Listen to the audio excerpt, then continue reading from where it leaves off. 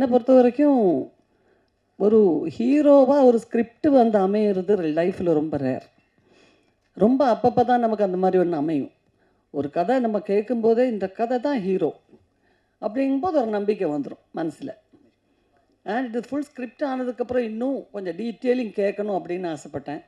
கேட்டதுக்கப்புறம் ரொம்ப ரொம்ப சந்தோஷம் ஆச்சு. அண்ட் ஜெயராம் தான் இந்த கேரக்டரில் நடிக்கிறாருன்னொன்னே எனக்கு ரொம்ப ரொம்ப ஹாப்பி ஆகிட்டேன். ஏன்னா 20 வருஷத்துக்கு மேலே ஆச்சு இல்லை நம்ம படம் பண்ணி, 20 இயர்ஸுக்கு மேலே ஆச்சு. நாங்கள் கிட்டத்தட்ட ஒரு 25-26 படத்துக்கு மேலே பண்ணியிருப்போம் பேரா.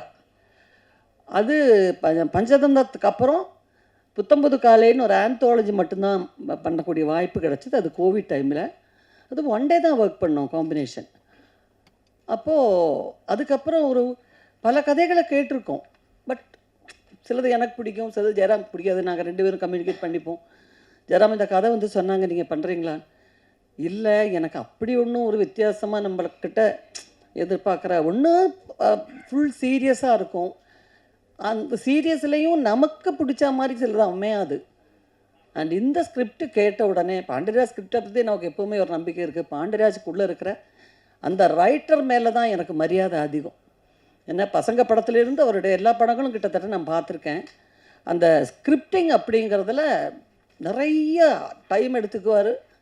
அண்ட் சாதாரணமாக எப்போவுமே சொல்லுவாங்க, மலையாள படம் கம்மியான நாட்களில் ரொம்ப நல்ல குவாலிட்டி உள்ள படங்களை எடுத்துடுவாங்க, ரொம்ப சீக்கிரம் எடுத்துடுவாங்க. இப்போவும் சிங்கிள் ஷெட்யூல் 45 நாள், 47 நாள், 50 நாள். ஆனால் மலையாள படத்தை விட ஸ்பீடாக நான் ஒரு படம் ஒர்க் பண்ணது இந்த படம் தான் சமீபத்தில்.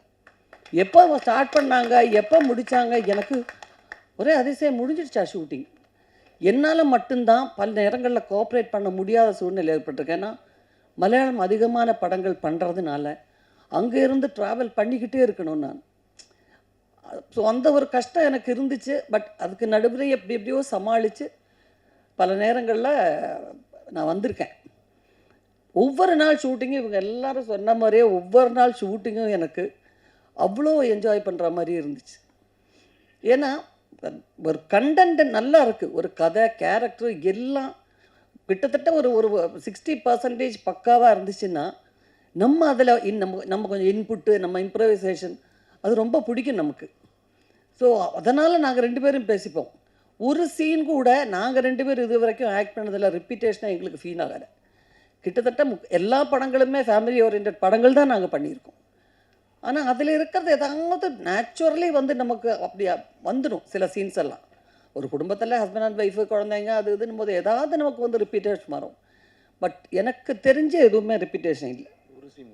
ஒரு சீன் கூட ஐயோ நம்ம அந்த படத்தில் பண்ண மாதிரியே இருக்குல்ல அப்படின்னு சொல்கிற மாதிரி ஒரு சீன் கூட அமையலை. அந்த அளவுக்கு நான் என்ஜாய் பண்ணியிருக்கேன். இவங்க 2 பேர் கூட அவந்திகா கூடவும்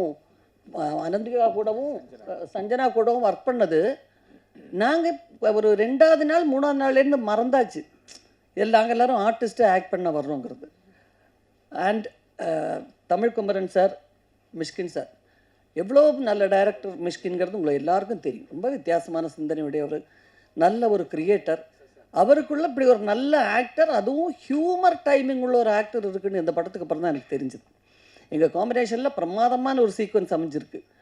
அதில் நல்லா நடிச்சிட்டார், பிரமாதமாக நடிச்சிட்டாரு. அண்டு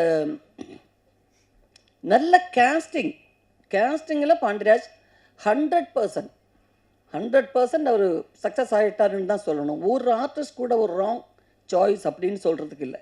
ஸோ ஒவ்வொருத்தருமே மிகப்பெரிய அளவில் இதில் உழைச்சிருக்காங்க. And thank you Pandiraj.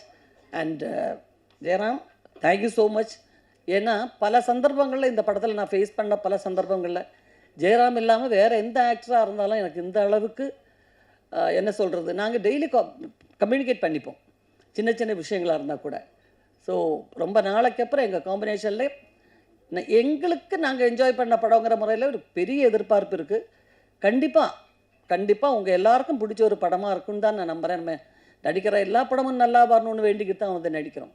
பட் இருந்தாலும் இந்த படத்தை ஸ்பெஷலாக சொல்கிறதுக்கு என்னென்னா, ஒரு ரைட்டருடைய மிகப்பெரிய உழைப்பு இந்த படத்தில் உங்களுக்கு தெரியும். அதனால தான் சொல்கிறேன். ஸோ எங்களால் முடிஞ்ச அளவுக்கு நல்லபடியாக பண்ணுறதுக்கு நாங்கள் முயற்சி பண்ணியிருக்கோம். உங்கள் எல்லாருடைய கோஆப்ரேஷன் தேவை. இப்போ நாங்கள்லாம் வந்த கரியரில் வந்த டைமில் படம் நடிச்சுட்டு போனால் போதும், அப்புறம் 100ஆவது நாள் விழாவுக்கு ஒரு ஷீல்டு கொடுப்பாங்க, அதோட முடிஞ்சு போச்சு.